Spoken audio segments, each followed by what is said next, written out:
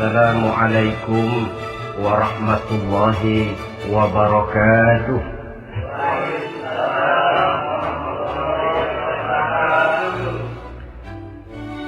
Alhamdulillahi rabbil alamin. Wassalatu wassalamu ala ashrafil anbiya'i wal mursalin Sayyidina wa maulana Muhammadin wa ala alihi wa ashabihil mujahidin at-tahirin, amma ba'd. Saudara hadirin kaum muslimin rahimakumullah. Dalam kehidupan sehari-hari kita selalu berhadapan dengan dua hal yang berlawanan, dengan dua hal yang kontroversial kata orang sekarang, yang kita diharuskan memilih satu di antara kedua hal itu. Sejak kita bangun tidur sampai kita tidur lagi, selalu kita hadapi dua persoalan itu, yang benar dan yang salah, yang hak dan yang batil, yang pantas dan yang tercela, yang ma'ruf dan yang munkar. Persis seperti sebaik lagu yang lagi ngepop dan banyak dinyanyikan anak sekarang, madu di tangan kananmu katanya, racun di tangan kirimu. Tapi saya pikir-pikir, bagaimanapun kalau cuma sekedar madu di tangan kanan, racun di tangan kiri, adresnya jelas. Yang repot kalau kita sudah tidak tahu lagi mana yang madu, mana yang racun. Lebih celaka lagi di zaman sekarang, banyak racun mereknya madu. Kita terpedaya, kita terpesona, kita terpukau oleh racun yang berbaik madu ini. Kita minum dia yang akibatnya rawan di dalam kehidupan kita. Sangat banyak racun-racun yang terpancang di sepanjang perjalanan hidup kita ini. Dan dua di antara racun kehidupan itu akan kita bicarakan pada pertemuan kali ini, yakni arak dan judi, minuman keras dan judi.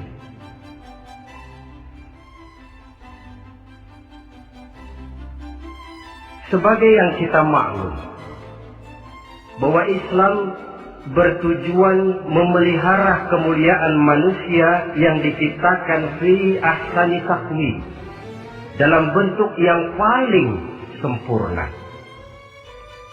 Arak atau minuman keras jelas merupakan hal yang merusak dari berbagai aspek kehidupan. Entah kesehatan tubuh, entah pertumbuhan akal, ketentraman rumah tangga, ketentraman masyarakat, bangsa dan negara. Cobalah sejenak kita adakan penyelidikan. Kalau masuk kita ke dalam penjara, melihat sel-sel di sana, berapa banyak yang mendekam di sel karena urusan minuman keras. Masuk kita ke rumah sakit, berapa banyak yang dirawat akibat minuman keras, akibat stres yang dialaminya. Berapa banyak rumah tangga berantakan, berapa banyak pembunuhan terjadi, pemerkosaan terjadi akibat daripada minuman keras ini. Yang paling ironi kalau dia sudah menyerang anak-anak muda kita. Padahal kita tahu remaja, pemuda adalah bentuk miniatur daripada kehidupan suatu bangsa. Akan bagaimana warna Indonesia 20, 30, 40 tahun yang akan datang, remaja dan pemuda kita jawabannya. Bahkan dari segi agama pun, akan bagaimana warna Islam di Indonesia 20, 30 tahun yang akan datang, remaja itu pula jawabannya. Karena itu, tidak terlalu berlebihan kalau saya berkata bahwa untuk menghancurkan Islam di Indonesia ini, tidak perlu menghancurkan pondok pesantren, tidak perlu menutup masjid, melarang pengajian, menyegel musola, tidak perlu. untuk menghancurkan Islam di Indonesia cukup dengan meracuni remaja, pemuda-pemudi Islam di Indonesia. Kalau mereka sudah diracuni, dijauhkan dari agamanya, masalahnya tinggal menunggu pergantian generasi. Maka yang jadi pilot proyek jelas remaja, pemuda, termasuk dengan menanamkan pengaruh minuman keras. Ditanamkan ke tengah remaja kita untuk jauh dari tuntunan agama. Hei pemuda-pemuda Islam, kalau kau mau jadi pemuda modern, jangan dekat-dekat ke masjid. Masjid khusus 60 tahun ke atas. Sepertinya di depan masjid itu ada papan pengumuman masjid khusus 60 tahun ke atas. Baca Quran kolot. Seiring dengan itu lalu modernisasi diartikan dengan westernisasi. Kau tidak akan bisa jadi pemuda modern sebelum semua yang datang dari barat kau telan mentah-mentah. Kau harus bisa bergaul seperti orang barat, berumah tangga macam orang barat, makan minum seperti orang barat. Kalau nyanyi lagu barat yang orang lain nggak ngerti, kamu juga nggak tahu.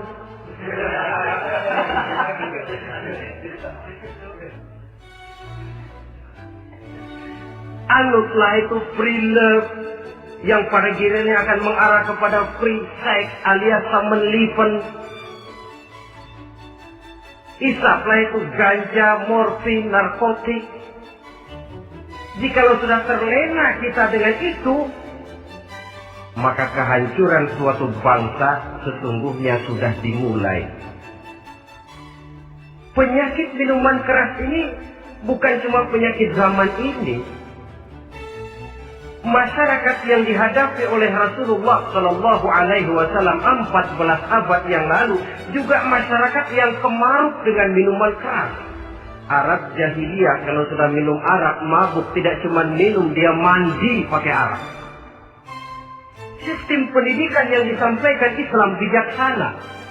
Mula-mula diberikan gambaran bahwa arak itu walaupun ada manfaatnya tapi ada bahayanya, dan bahayanya jauh lebih besar daripada manfaatnya. Tahap kedua diberikan pesan jangan mendekati sholat dalam keadaan mabuk. Padahal sholat 1 hari 1 malam 5 kali, artinya makin jauh saja dia dari arak itu. Pada saat kondisi iman sudah memungkinkan, barulah turun vonis bahwa arak itu najis, perbuatan setan, jauhi. Yang ironi yang saya katakan tadi, racun mereknya madu. Kadang-kadang kita dibuai dengan iklan yang tidak mendidik. Saya pernah lihat ada iklan misalnya, Anda ingin modern, majulah bersama minuman ini. Atau minuman ini lambang pergaulan dunia yang maju. Modern diukur dari minuman. Yang jadi korban akhirnya remaja dan pemuda-pemudi kita. Saya teringat satu analisa dari Rasulullah Sallallahu Alaihi Wasallam. Beliau bersabda, Inna min asyratis sa'ah, sesungguhnya di antara tanda-tanda kiamat. Apa kiamat itu? Dalam arti yang umum, kiamat itu saat dimana alam ini hancur, bumi gempa, air laut tumpah ke darat, gunung meletus, planet-planet bertabrakan, lalu semua yang bernama hidup mati. Itu kiamat beneran. Saya nggak mau cerita kiamat beneran, sebab saya sendiri nggak kepengen ngalamin. Yang sering kita ngalami ini kiamat kecil-kecilan, kiamat mini. Apa kiamat mini itu? Hancurnya sendi-sendi kehidupan sosial. Maksiat merajalela, munkarat menjadi-jadi. Yang ma'ruf dianggap munkar, yang munkar malah menjadi ma'ruf. Yang salah disanjung-sanjung, yang benar dicaci maki. Tuntunan dianggap tontonan, tontonan malah jadi tuntunan. Kan kiamat kalau sudah begitu. Penjungkiran nilai. Kenapa hal semacam ini bisa terjadi? Penyebabnya kata Nabi, pertama ayyurfa'al ilmu. Ilmu diangkat oleh Allah. Bagaimana cara Allah mengangkat ilmu dan apa maksudnya itu? Allah mengangkat ilmu itu, saudara, caranya pertama dengan mewafatkan ulama.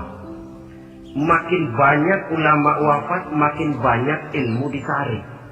Yang kedua, kurangnya minat orang untuk belajar agama. Kalau sudah klop macam itu, artinya agama sudah disudutkan ke pojok-pojok kehidupan.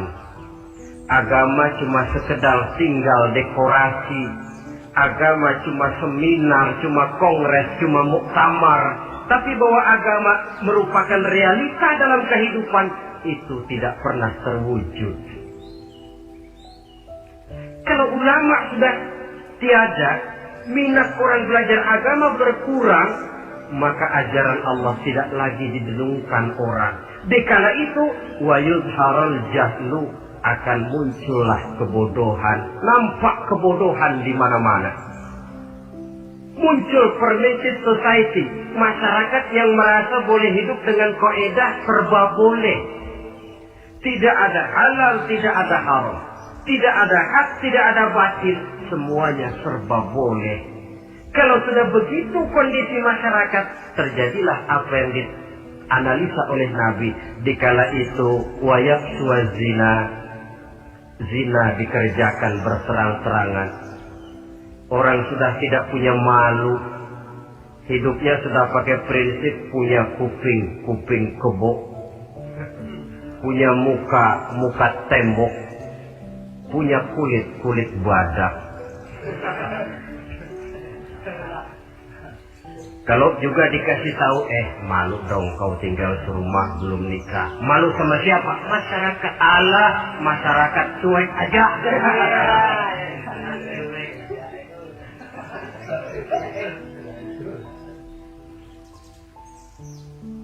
Bukankah realita kalau kita ikuti surat-surat kabar, berapa banyak sudah gadis-gadis bergelimpangan jadi korban? Berapa banyak bayi-bayi yang lahir ke alam ini tanpa harus tahu kemana dia mesti manggil bapak, yang akhirnya mengalami keterakisan, dimasukkan ke dalam kantong plastik, dibuang ke tempat sampah.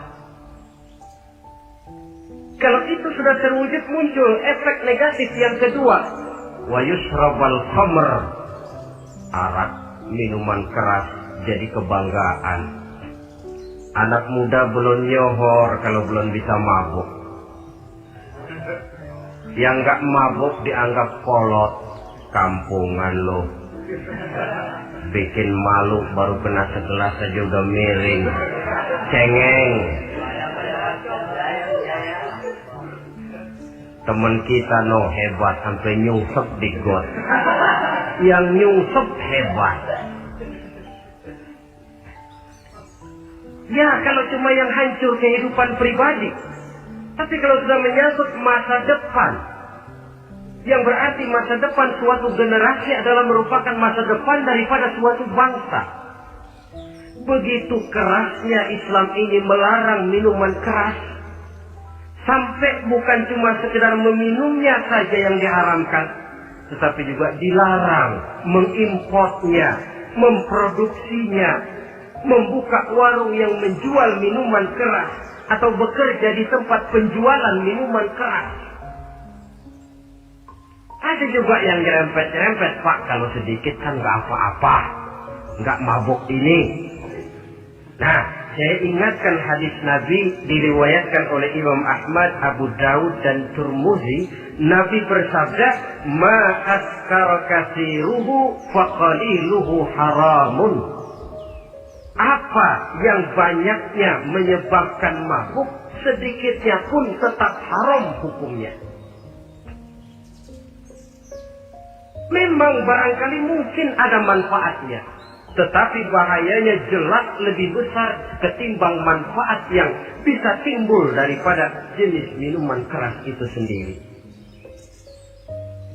Dalam hadis lain Nabi pesankan, "Man kana yu'minu billahi wal yawmil akhir fala yaq'udu ala ma'idatin taduru 'alaiha al-khamru. Siapa yang beriman kepada Allah dan beriman kepada hari akhirat, jangan dia duduk di dalam satu pertemuan yang di dalam pertemuan itu diedarkan minuman keras. Masuk ke dalam lingkungan macam itu saja tidak diperkenankan. Kenapa? Asyariku fi syarri syarru. Bersekutu dengan kejahatan, jahat juga hukumnya. Semalam kamu mabuk ya? Enggak, temen. Saya cuma ngebeliin aja kok. Apalagi ngebeliin.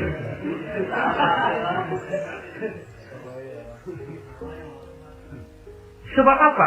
Dalam keadaan mabuk, orang tidak lagi bisa berpikir secara logik. Daya kontrol hilang, artinya perbuatan sudah tidak terkontrol lagi. Yang pertama. Yang kedua, IQ tidak akan tumbuh dan berkembang secara normal seperti yang kita harapkan. Yang ketiga, harga diri akan runtuh hancur di tengah masyarakat. Bayangkan kalau tengah malam kita digotong orang diantar ke rumah kita. Dengan kondisi macam itu masih punya muka kita untuk tegak di tengah masyarakat. Masih punya harapan kita untuk tumbuh menjadi pemimpin. Sementara orang terkenang, ini kan yang kemarin malam gua gotong, dia lagi mabuk. Harga diri, kepribadian. Jangan lupa saudara, kita hidup di tengah masyarakat. Masyarakat itu punya hukum yang tidak tertulis, tapi lebih kuat dan lebih kejam daripada hukum tertulis.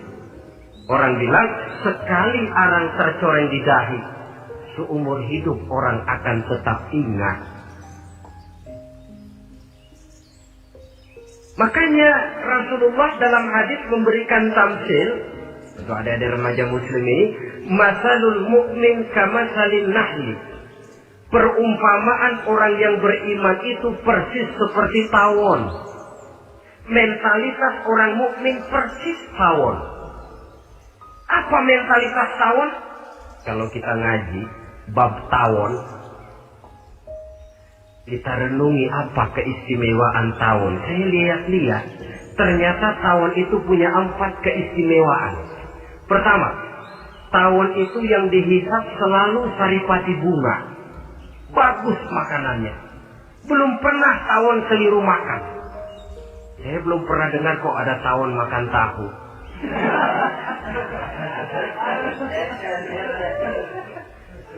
Yang dimakan selalu saripati bunga. Artinya apa? Orang mukmin perutnya itu perut selektif. Yang dimakan yang baik-baik, yang diminum yang baik-baik. Yang baik menurut agama itu adalah yang halal, thayyibat. Perutnya selektif, bukan perut asbab. Kalau asbab untung apa saja masuk ke dalamnya. Tapi mukmin perutnya ini selektif. Daging kambing masuk, tahu masuk, kangkung masuk, kodok minggir. Air kelapa minum, kopi minum. Tapi kalau sudah berbau minuman keras, minggir. Sebab apa? Makanan dan minuman yang kita masukkan ke dalam perut besar ini akan digiling dalam perut besar, akan melahirkan energi, menggerakkan sel-sel pembuluh saraf. Kalau makanan dan minuman itu terdiri dari yang haram, energi yang ditimbulkan olehnya, energi yang haram, mempengaruhi sel-sel pembuluh saraf. Orang akan cenderung berpikir yang haram kalau terlalu sering memakan makanan haram. Kalau sudah berpikir kepada yang haram, perbuatan pun akan mengarah kepada yang haram juga. Contoh kecil aja dah, ada nggak maling mikirin majelis taklim? Karena yang dimakan lebih banyak yang haram, yang dipikir paling-paling nanti malam rumah siapa lagi nih ya? Sudah mengarah ke sana.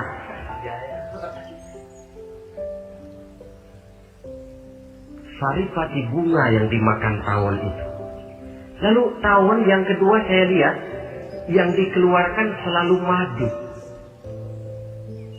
Artinya apa orang mukmin itu? Kalau dia berkata, perkataannya mengenakan orang. Kalau dia berbuat, perbuatannya membawa manfaat bagi orang. Kalau kakinya melangkah tentu ke tempat yang ada gunanya, yang dikeluarkan madu, bukan racun. Indah tawon itu.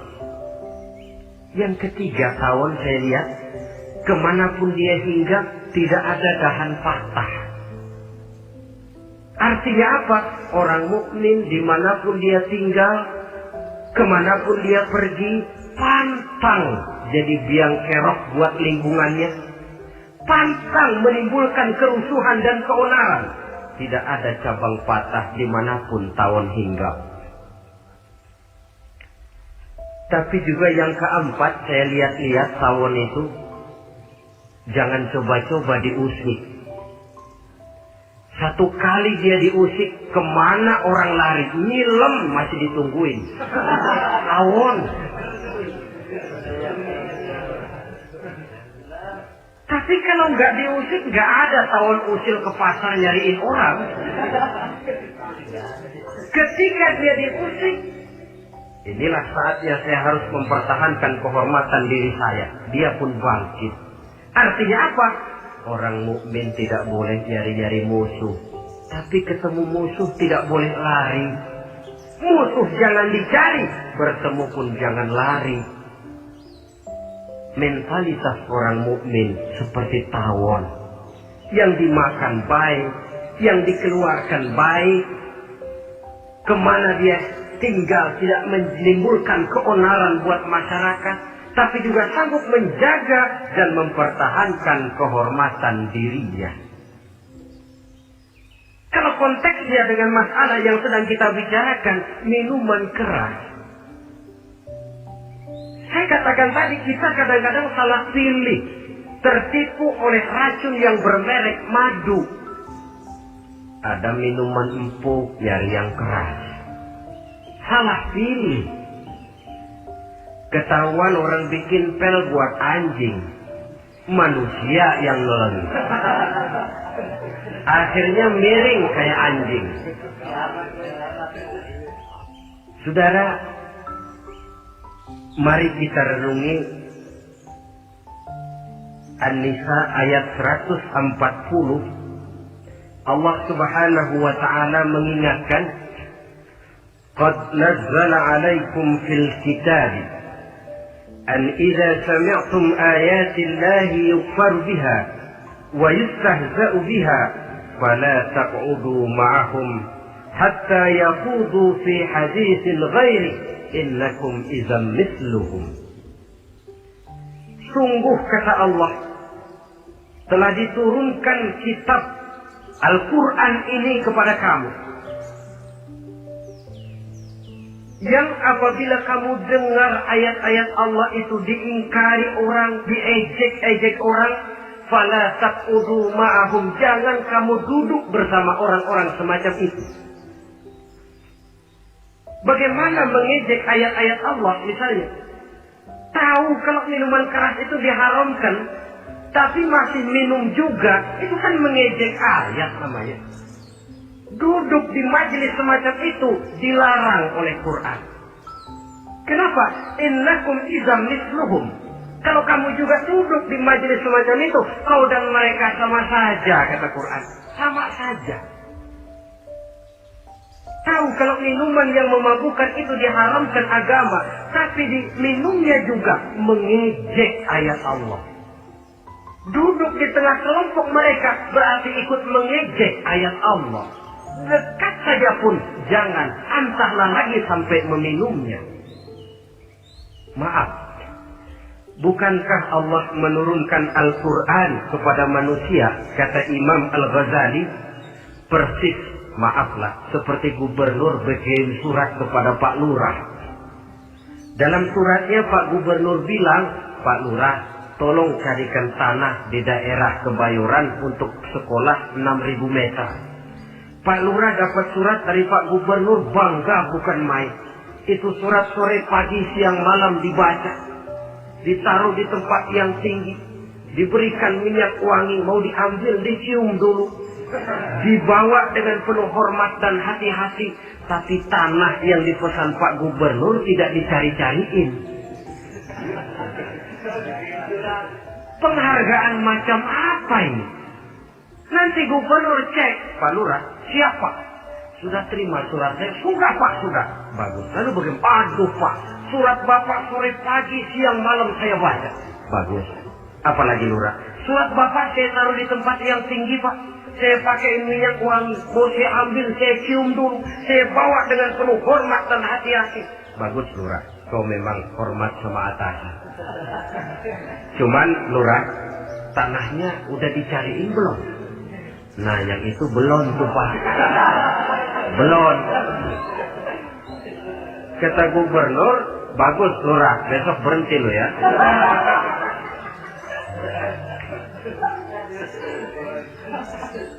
Membacanya memang penting. Al-muta'abbad bitilawati, beribadah dari sebab membacanya. Tapi setelah kita baca, kita tahu isinya. What next? Mau apa kita dengan isinya itu? Jangan yang kita baca kita injak-injak.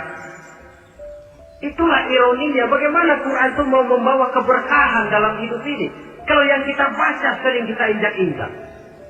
Dalam kehidupan kita baca ayat wa ahallallahu al-bai'a wa harrama riba. Allah halalkan jual beli, Allah haramkan riba, tapi renten ditelan terus.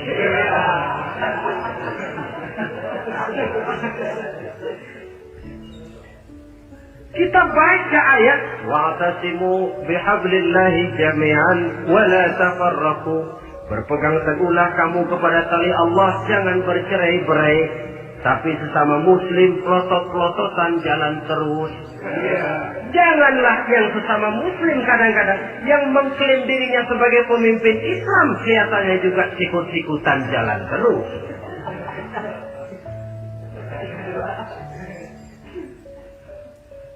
Sehingga tidak heran kalau orang bilang di bawah ngamalin ayat kursi sudah sampai di atas ayat hilang, tinggal kursi saja yang diamalin.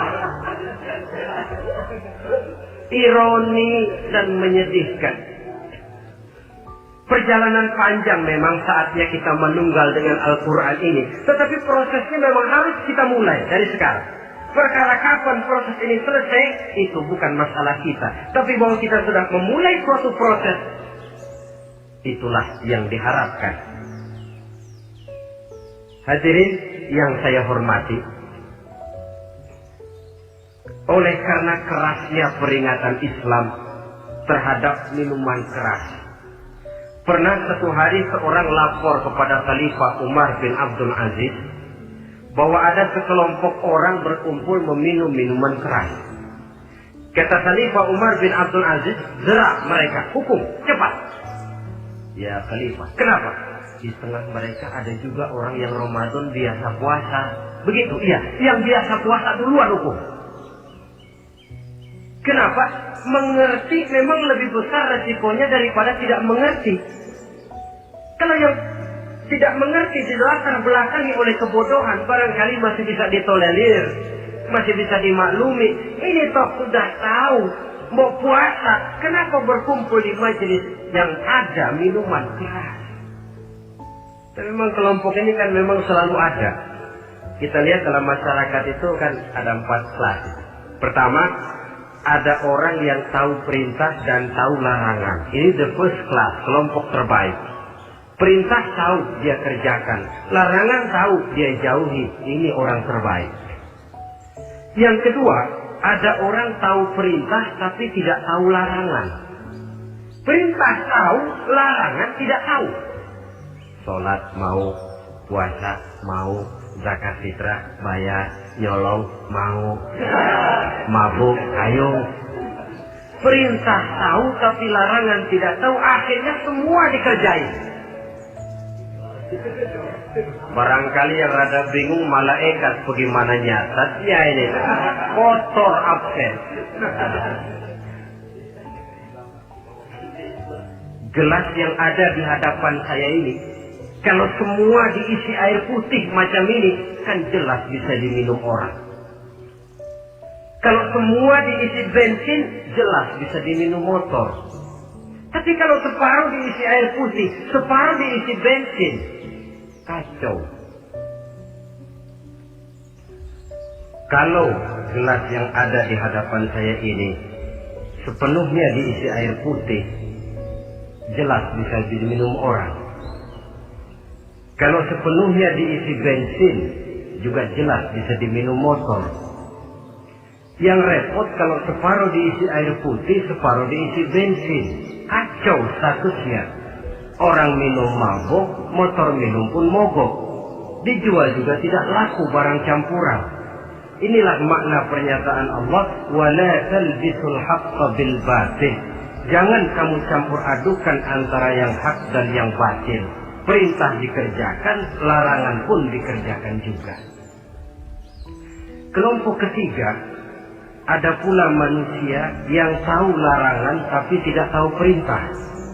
Larangan tahu tapi perintah tidak tahu. Jahat sama tetangga tidak, mencuri tidak, mabuk tidak, zina tidak, sholat tidak, puasa tidak, polos, semua serba tidak.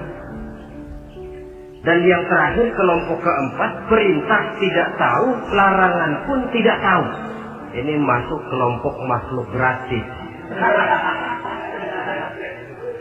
Misalnya kambing, ayam, kerbau, itu kan makhluk-makhluk yang memang perintah tidak tahu, pun larangan juga tidak tahu.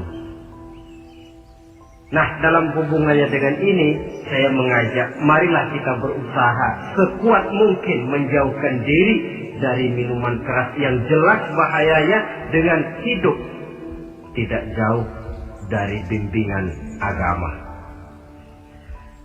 Hadirin kaum muslimin rahimakumullah. Kawan seiring dan sejalan dari minuman keras, judi namanya. Saudara kembar barangkali. Yang satu sering menimbulkan yang lain, tetapi bukan tak jarang keduanya berjalan berdampingan. Posisi judi dan arak ini dalam Quran sama bahayanya. Apa sebab?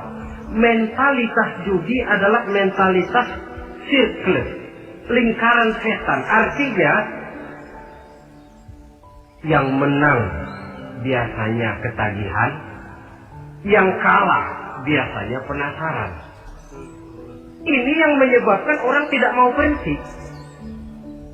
Kalau dia menang, dia ingin mencoba untuk menang dalam jumlah yang jauh lebih besar lagi. Kalau dia kalah, dia penasaran, kenapa hari ini kalah? Barangkali sial, besok malam saya tebus. Mental semacam ini memang sulit untuk berhenti.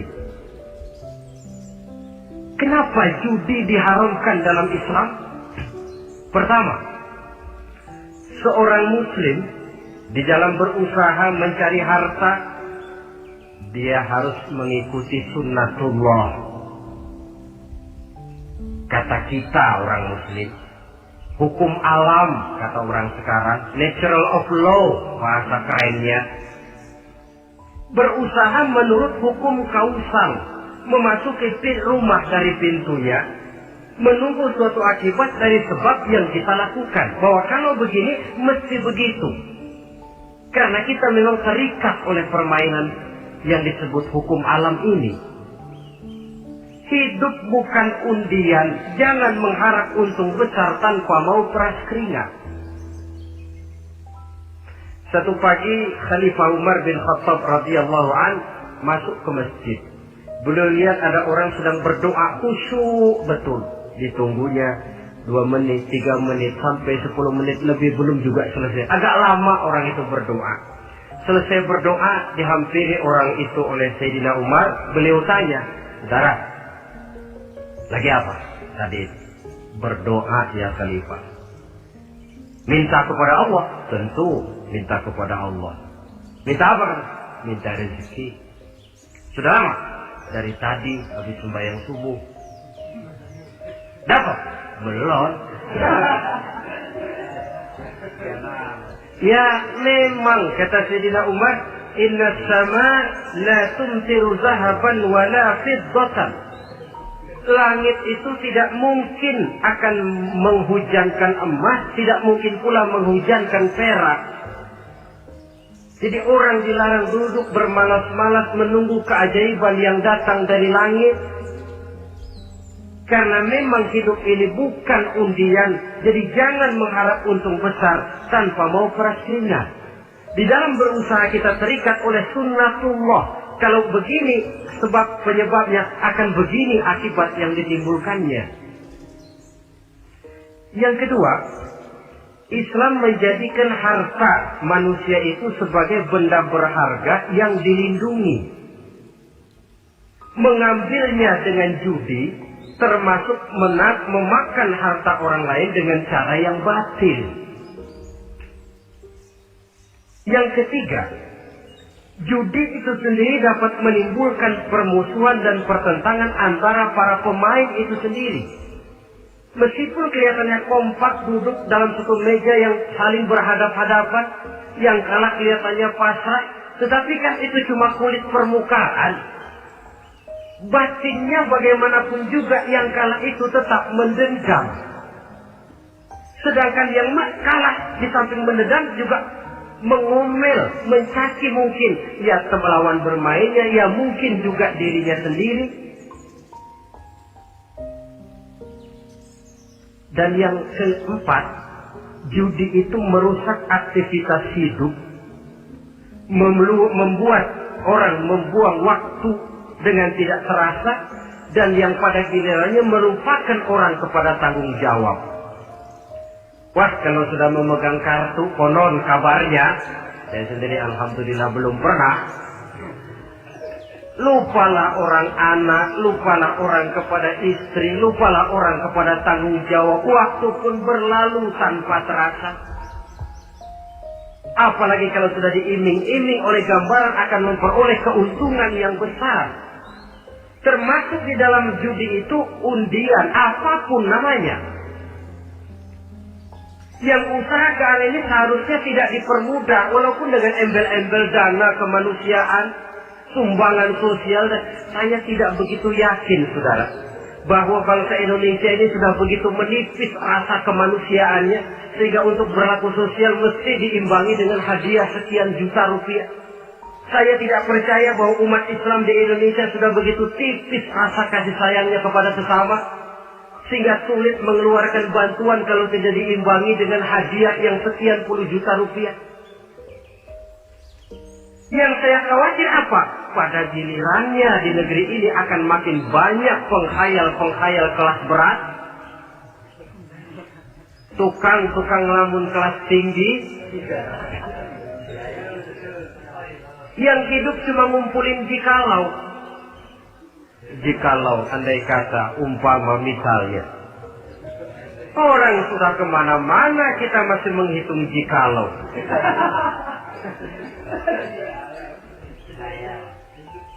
Orang boleh saja mengharap burung terbang tinggi, tapi punai di tangan jangan dulu dilepas. Artinya, idealisme silahkan terbang setinggi langit, tapi kaki harus tetap berpijak di alam realita. Bahwa memang lebih baik makan singkong dalam kenyataan daripada makan roti tapi ngimpi.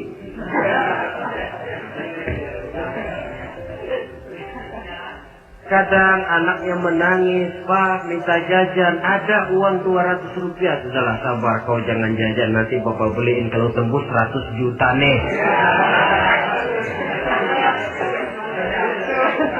Akhirnya yang 100 juta tidak, anak pun kelaparan. Bukankah akan jadi masalah bagi semuanya?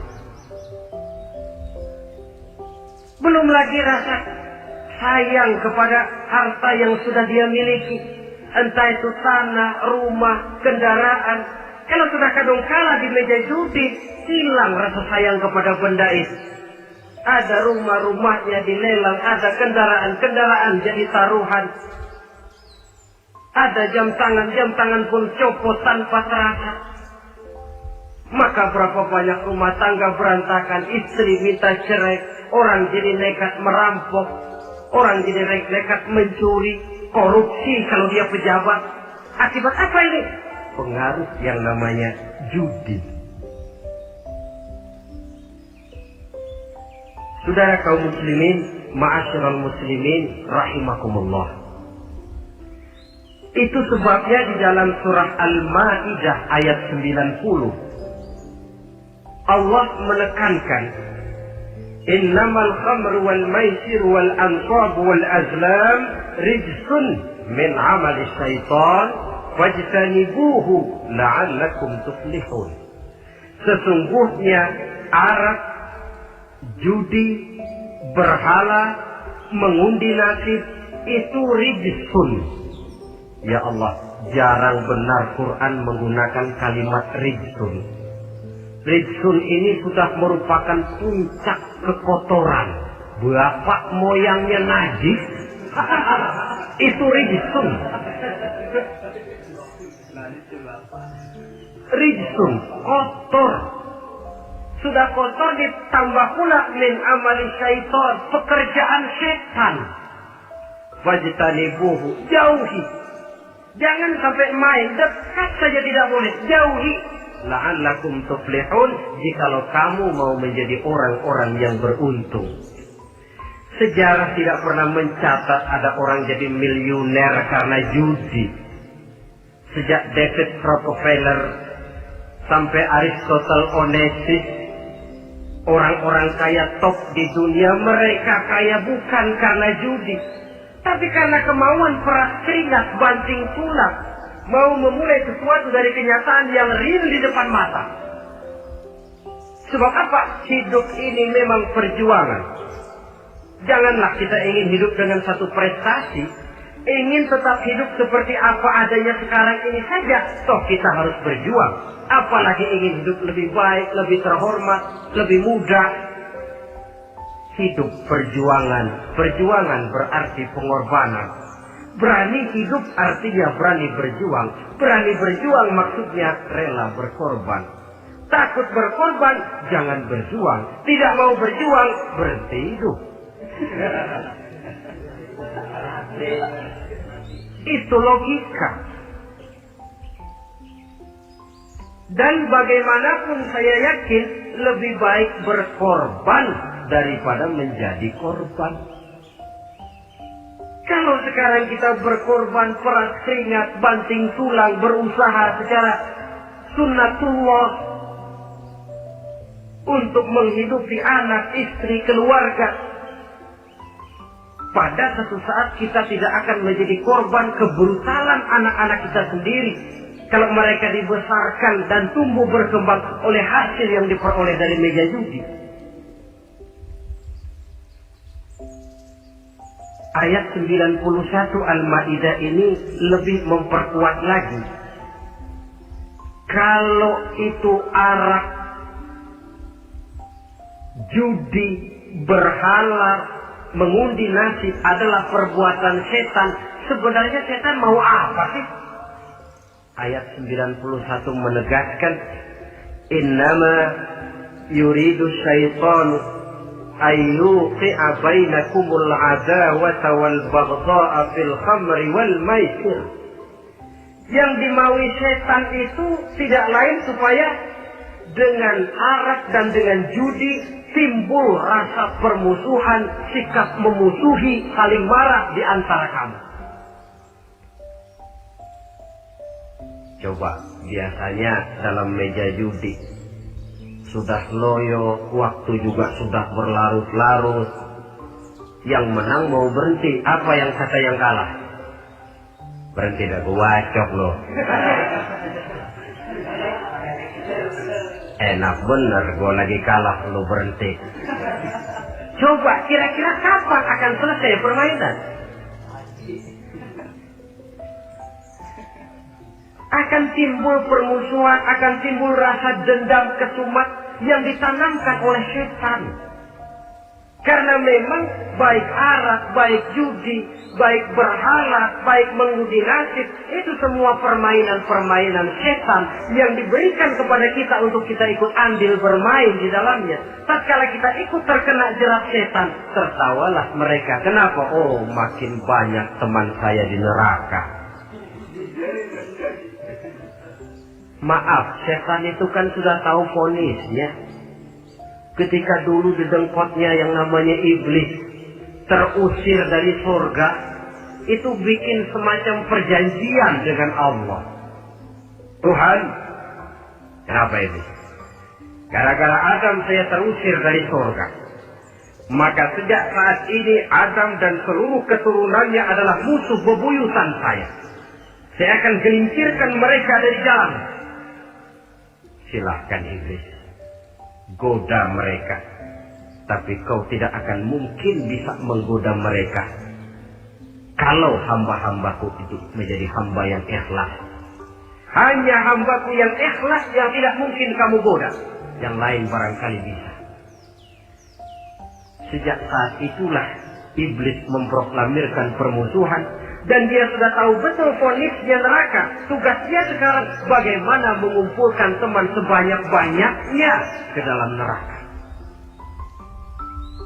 Hamba Allah saja yang tidak tergelincir kepada minuman keras dan judi. Hamba Allah yang ikhlas itu bagaimana? Yang ikhlas menjadi hamba Allah dalam arti kata dan perbuatannya memang mencerminkan bahwa dia hamba Allah. Maaf, di zaman sekarang ini kan banyak orang cuma berkata, saya hamba Allah, mulutnya. Tapi perbuatannya membuktikan dia hamba setan, hamba dunia, hamba harta, budak jabatan, budak nafsu. Tidak sesuai antara ucapan dan perbuatan. Sebab itu kata-kata hamba Allah kalau keluar dari mulut manusia itu murah. Soalnya ngaku siapapun bisa. Tapi diakui atau tidak, ini yang kita belum tahu. Ada juga orang berdalih, saya kan masang kalau dapat nanti mau nyumbang masjid. Barangkali aja kalau nyumbang masjid disoriin dikit sama Tuhan.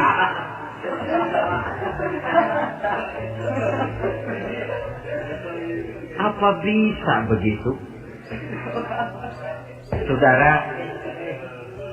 kita tidak mungkin mencuci kain dengan air najis. Inna Allaha thayyibun, kata Nabi, la yaqbalu illa thayyiba. Allah itu baik dan hanya menerima yang baik. Bahwa dalam Islam tujuan yang baik harus dicapai dengan prosedur yang baik. Bahwa niat menyumbang masjid bagus, tapi hasil daripada judi atau undian tidak akan menyampaikan kita kepada tujuan itu. Tidak boleh mencuri kain walaupun niatnya untuk sholat. Kalau nyolong kain niatnya buat sembahyang, dimaafin kali. Walaupun sholatnya sah, mencuri kainnya tetap saja dosa. Islam tidak menghalalkan segala cara untuk mencapai suatu tujuan. Bahwa tujuan yang baik harus dicapai dengan cara yang baik juga. Dan penyakit judi ini juga bukan penyakit baru. Sejak dulu masa jahiliyah judi mereka, saya kira kalau Las Vegas, kota judi Amerika saja barangkali masih kalah dengan cara judi jahiliyah dulu.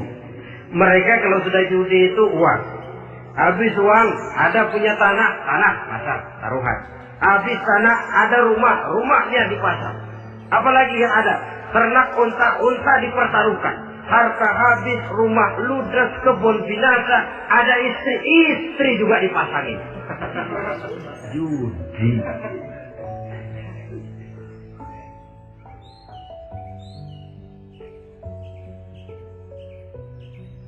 Kita sebagai muslim oleh Al-Quran dijelaskan orang yang mempunyai dua tujuan hidup. Pertama tujuan jangka pendek, yang kedua tujuan jangka panjang. Tujuan jangka pendek dunia dan seluruh isinya. Tujuan jangka panjang adalah akhirat dan ridho Allah. Ini yang terpantul dalam doa setiap kita. Rabbana atina fid dunya hasanah wa fil akhirati hasanah. Tercapai tujuan jangka pendek di dunia hasanah dan tujuan jangka panjang wa fil akhirati hasanah. Untuk mencapai tujuan jangka pendek, merangkul dunia dan seluruh isinya, apa yang jadi modal utama? Pertama, pendidikan. Makin tinggi jenjang karier pendidikan yang kita tempuh, rasa-rasanya makin mudah menjangkau dunia dan isinya. Yang kedua, pengalaman. Tenaga expert masih tetap diperlukan. Makin banyak pengalaman, makin mudah menjangkau dunia. Yang ketiga, dan ini ada tapi tidak bisa dijadikan pegangan, faktor nasib. Faktor kebetulan ada, tapi tidak bisa dijadikan pegangan mutlak. Pendidikan, pengalaman, ingin menjangkau fi dunia hasanah. Ini modal utama. Lalu untuk mencapai fil akhirati hasanah, prestasi ibadah. Bagaimanapun tinggi pangkat dan jabatan kita, bagaimanapun banyak gelar kita sandang, tanpa prestasi ibadah, nol besar kita dalam pandangan Allah. Itu sebabnya kita sholat. Jadi tidak beralasan kalau orang ditanya, kenapa sih kamu gak sholat? Tetangga saya sholat melarat terus. Memang sholat itu bukan untuk mencari uang kok. Kalau ada orang yang rajin sholat, rezekinya kelihatan lancar, itu cuma sekedar persekot. Uang muka, cashnya tetap di akhirat nanti. Efeknya apa? Karena kita punya tujuan jangka panjang, mengharap ridho Allah di akhirat. Cara kita mencapai tujuan jangka pendek dibatasi oleh pertanyaan, Allah ridho apa enggak? Kita cari uang, tapi pertanyaan pokok, Allah ridho enggak cara ini? Kita mengejar kedudukan, tapi Allah ridho enggak dengan cara ini? Ini yang menyebabkan kita lantas tidak lalu menghalalkan segala cara. Yang penting tujuan tercapai cara apapun halal. PKI. Kan cuma PKI yang berprinsip asal tujuan tercapai cara apapun halal. Dan kita sudah sepakat PKI dan seluruh ajarannya tidak berhak hidup di bumi Pancasila ini. Cuma jangan sekedar PKI-nya dikutuk tapi ajarannya dipakai.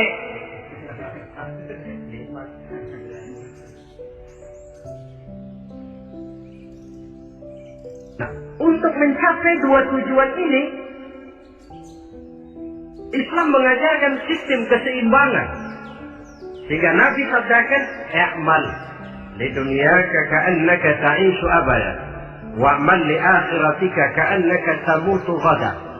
Bekerjalah buat duniamu seolah-olah kau akan hidup untuk selamanya, tetapi bekerjalah untuk akhiratmu seolah-olah kau akan mati besok. Jadi kalau kita sudah sholat menghadap Allah, usolli fardhu maghrib, Allahu Akbar, ingat seolah-olah kita akan mati besok supaya timbul khusyuknya. Tapi kalau kita sudah bekerja, kuliah, bekerja, belajar di tempat tugas, ingat seolah-olah kita akan hidup selamanya supaya timbul gairah kerja. Jangan dibalik. Di kantor ingat mati, lemas terus. Ngapain kerja sungguh-sungguh bakalan mati. Lagi sholat ingat Duta Merlin, Altiron Plaza, ya kacau. Salah pasang, tidak pada tempatnya. Untuk mencapai di dunia hasanah ini, Islam mengajarkan tempuh jalur yang mengikuti sunnatullah. Itu yang dihargai oleh agama. Terikat oleh hukum kausal bahwa kalau ini yang saya usahakan hasilnya akan begini. Perkara nanti hasil tidak seperti yang kita harapkan, baik sangkalah kita kepada Allah. Sebab kita tidak tahu rahasia apa di belakang itu. Kadang orang mengeluh, habis saya rajin sholat tapi rezeki seret, berhenti aja dah. Kita tidak tahu rahasia di belakang itu. Pernah hadirin, satu hari seorang petani, dia selesai bekerja di ladang, istirahat. Dia tidur di bawah sebuah pohon beringin. Di sebelah pohon beringin itu ada pohon labu. Dia berpikir, kalau saya lihat-lihat Tuhan nggak adil katanya. Masa pohon beringin pohonnya besar, buahnya kecil. Pohon labu pohonnya kecil, buahnya gede. Tuhan bukan arsitek ulung ini.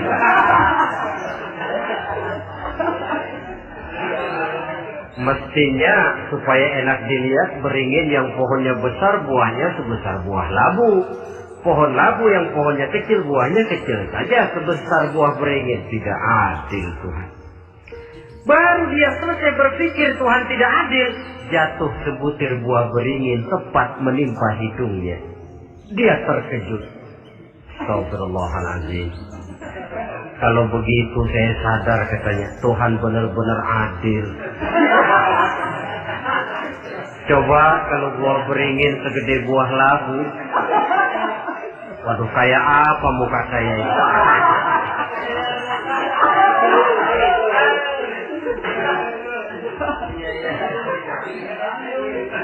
Baru terbuka pandangan matanya setelah berhadapan dengan kenyataan. Baru keluar respect. Allah benar-benar adil. Padahal semenit yang lalu dia masih berkata, Tuhan bukan arsitek ulu. Tapi semenit kemudian setelah berhadapan dengan kenyataan yang real dia hadapi, Allah benar-benar adil.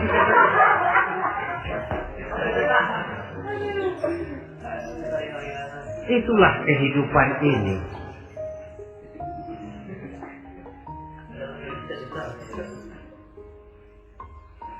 Saudara hadirin yang saya hormati, karena itu baik arak, baik judi, dua-duanya merupakan bahaya laten yang tidak hanya mengancam kehidupan agama, tetapi juga masyarakat, bangsa dan negara, apalagi kalau sudah jatuh kepada generasi penerus. Dan yang bagaimanapun juga saya berpikir sebenarnya remaja, pemuda, pemudi kita cuma korban dari suatu sistem. Sebab ini merupakan tanggung jawab bersama. Ulama, mubalik macam saya paling wewenangnya cuma ngomong. Yang punya SK untuk memberhentikan pabrik minuman keras itu kan Menteri Perindustrian. Tangan-tangan eksekutif. Sehingga kalau Nabi katakan, Man ra'a minkum munkaran falyughayyir biyadihi wa illam yastati' fa bilisanihi wa illam yastati' fa biqalbihi. Apabila salah seorang kamu melihat suatu kemunkaran, termasuk minuman keras dan judi di dalamnya, rubah itu. Dengan cara apa? Kalau kau mampu dengan tangan, artinya power, kekuatan. Kalau dengan tangan tidak mampu, wah, dia orang kalau gue pukul gue yang melintir nih. Umpamanya fasilitasnya dengan lidah ngomong, Mas, saya senang sampean tinggal di sini, kampung kami tambah warga, tapi tolonglah jangan bawa pengaruh yang tidak baik. Kalau ternyata bicara pun tidak berani, fabi qalbi, cukup dalam hati, sekurang-kurangnya tidak ikut membenci kemungkaran dalam hati, itulah kadar iman yang paling lemah. Ini secara umum. Tapi kalau hadis ini kita mau adakan semacam, katakan description of job, bahasa kerennya, kita adakan pembagian tugas. Siapa yang harus merombak kemungkaran dengan power? Penguasa, pemerintah, sebab dia punya aparat. Siapa yang merombak kemungkaran dengan lidah? Ulama, kiai, mubalik, ngomong. Siapa yang hanya merubah kemungkaran dalam hati? Kita umumnya rakyat lemah ini, yang mau ngomong gak berani tapi hati pegel. Nah, kalau sudah ada pembagian tugas semacam itu, insya Allah masing-masing akan berjalan pada relnya, dan pada akhirnya selamatlah kita, bangsa Indonesia, umat Islam pada khususnya, dari bahaya, baik bahaya minuman keras maupun bahaya judi, menyelamatkan bangsa dan yang lebih lagi menyelamatkan masa depan kita. Sekianlah saudara pertemuan kita pada saat ini, mudah-mudahan ada manfaatnya. Terima kasih atas segala perhatian, mohon maaf atas segala kekurangan. Usikum wa nafsi bitaqwallah. Wassalamualaikum warahmatullahi wabarakatuh.